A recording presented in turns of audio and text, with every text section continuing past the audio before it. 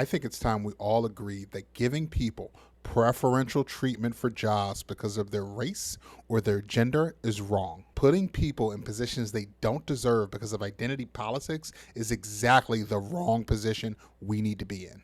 This is why the debate around DEI is crucial and important. Yes, we need to stand for diversity in our talent pool, equity in our hiring process, and inclusion in our decision making. And we need to stand firmly against the DEI policies that put grossly incompetent straight white men in positions like this. So it's time to expand our conversation about DEI, and I'll give you two things about it.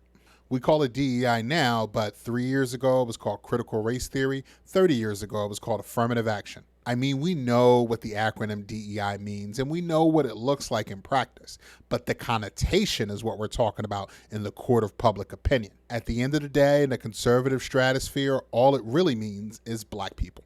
And that's the case, even though we know the biggest beneficiary of DEI policies has always been and probably will always be white women.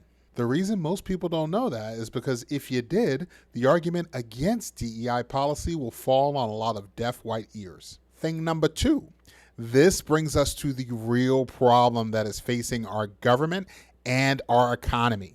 The proliferate number of incompetent and or mediocre straight white men at the top of government and business. This country was built on who you know, not what you know. And since its inception, those circles at the top of government and business has all been filled with one network of people. Now, to their credit, some businesses over the course of the last 20, 30 years have seen the benefit of creating a more diverse talent pool, but never in the history of this great experiment we call America has it ever been so obvious that having a monolithic talent pool is a bad thing, because the good old boys have found themselves in power and the idiocracy has run amok. As always, if you like content like this, like, follow, and share, and do me a big favor, click on the link in my bio and subscribe to my YouTube channel, Major League TV. There, you'll be one of the first to see my new weekly YouTube series, 5 Things with Major League.